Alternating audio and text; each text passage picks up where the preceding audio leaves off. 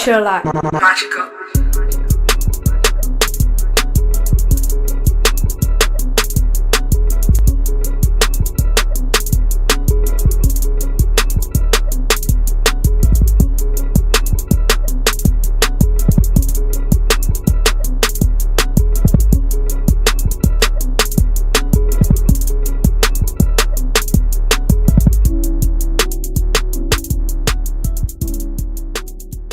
It's an idea that came about like 2 years ago, and you know, I was just chilling with my friend at a valet job, and you know, I wanted to basically create an app where you know, just for me, just a Justin McLeod app rather than having a business card.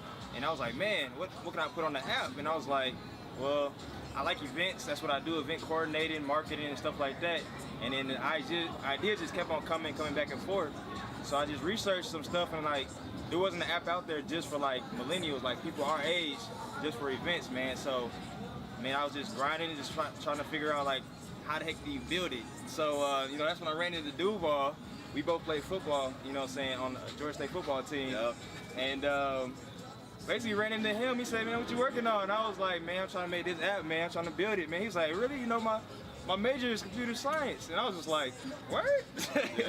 You want to talk about it, man? Yeah, so I linked up with Justin, and we just started trying to build a team that could really just build out basically his idea and put my expertise when it came to software.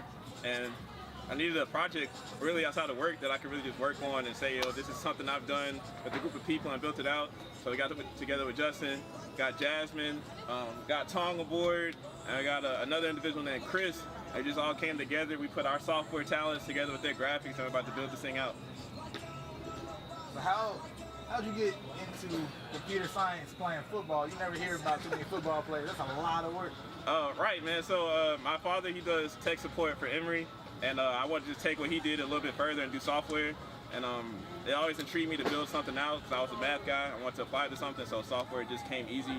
That software development process, and it was cool because you engineer how people experience life and how they really interact with other people. So that whole aspect of building stuff out, really engineering people's lives, really like blew me away. So Okay. I got into it. Cool. And then y'all said this is specifically for young people, right? Right now, that's our target market is going to be millennials, simply because they're the generation that's really going to events the most. They're the most that's going to be socially active on social media. So they're the most people that's going to go. As a matter of fact, it's a research that's saying that millennials are in our generation rather spend their money on experiences and events rather than materialistic things. So we saw the opportunity to capitalize on it. So, you know, I did some research, put it down in a business plan, and you know, we went to the GSU business plan and then ended up winning second place. So, you know, How much money was second place? we got $10,000, man. Right. You know what I'm saying? $10,000, and we got some other consulting services as well. So, marketing consultant, lawyers, accountants, all that good stuff. We came in a package, man. So we just been utilizing all our resources, man. And yeah, man, coming out, man. So we launch next week. So, All yeah. right. Then how do you make sure the events on this app are actually relevant to that target of millennials and it doesn't become too broad? Yeah, so I think that's one of the main things that set us apart from other, mobile apps that's out there right now as far as events, because we are like millennials, we are the young generation, so we kind of know what's going on as far as like what's cool, what's not, because you know we're around that generation. A lot of big companies and corporations, they really look at like, okay, well, what's cool? So they ask their kids, or you know, they go based off of like, you know, research, and we're actually living that life, so we know like, you know, what's going on, what's cool, what's hot. So I think that's what set us apart. So what's the experience, the event experience when you come into the app? What's the brand? What's the message that you guys want to put across? Yeah. Yeah, so basically it's just one, being able to know before you go. So what we're offering, you know, when you hear about a cool event or something, you never know what that event is actually like until you get there.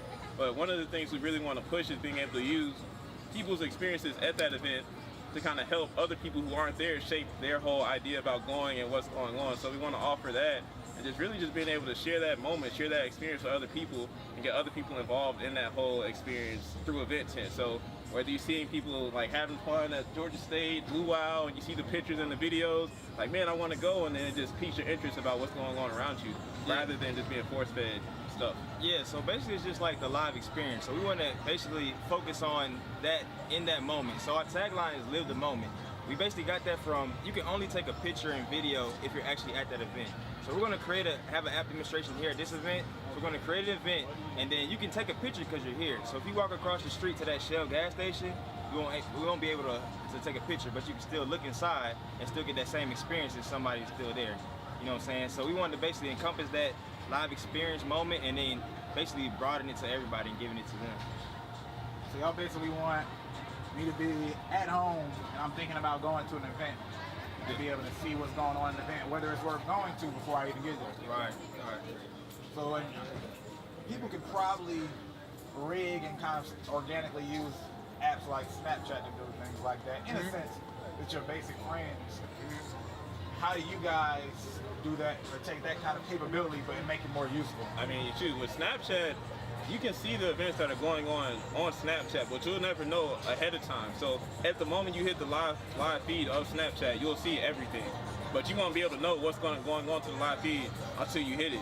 So what we're doing, we want to give you everything that's going on in the city on your timeline based on your preferences, and then each time that event becomes live, you have an opportunity to see what's going on at that event, what's going on at other events. So it's not us feeding you stuff that's going on in the city, it's rather you choosing what you want to look at, what you want to go to. So we want to just compass that. So I guess the main differentiation from us and Snapchat is the fact that Snapchat focuses on anything and everything. So it can be on your regular day, you know, take a snap, take a picture, things of that sort.